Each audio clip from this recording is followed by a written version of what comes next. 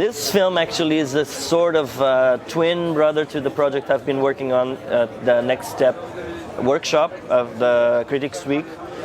The idea for this film started in 2009. I wrote it as a short film first, and then it kind of developed over the years as a feature film, and also as the film I would never be able to do the same way I did Goodnight Cinderella, with no means. The idea was how to explore the relationships between people that actually love each other very deeply, but somehow need someone else to be the go-between to express their feelings. You know, when you love someone very much, but you're not really able to do everything you should do for that person, and someone else has to do it for you. So this is what kind of started the film. And also, I think perhaps in a more perverse way, the way that we tend to use other people, to use them as tools, you know, to almost like vampires. And then, of course, it kind of grew a little bit more visual around icons that I'm interested in, which is like I would say the role play, the cosplay, the way how the main character turns himself into.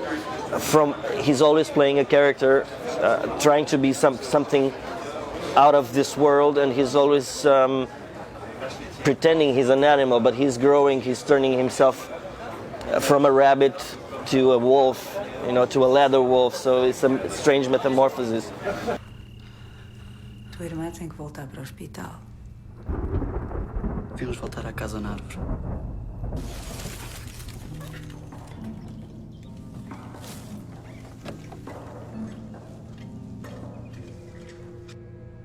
É o mesmo? Não, isto é melhor. I usually think who the characters are and how I can depict them visually through their clothes or their way of moving, or how they what are the corners of the house that they like the best. You know, it's almost like each character has a specific spot in the house, and they're a little apart from each other. Clothes are always a very interesting item for me, I think, and I wanted the main character, the brother, to be a modern but a teenager, but on the other hand, someone that's stuck in a timeless universe. So there are a little, you know, in the beginning he's wearing a T-shirt with the Astro Boy, which is, you know, a manga character from the 1960s or 50s, or it's a timeless reference that has been updated.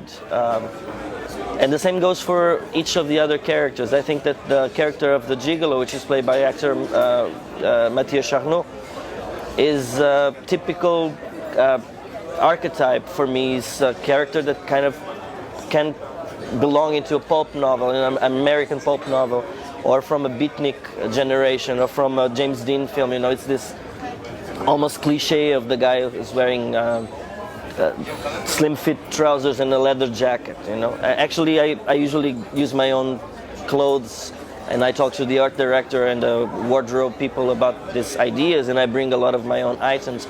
The girl Julia Palha, she's wearing in the first scenes, she's wearing a sleeping gown, which is yellow from age, that belonged to my great-grandmother, and that my mother accidentally discovered at home. It was there in a bag, you know, it's probably more than 100 years old, and it's, you know, almost shredding itself to pieces. And I thought this is a very interesting, romantic piece of clothing that is going to turn to dust very soon.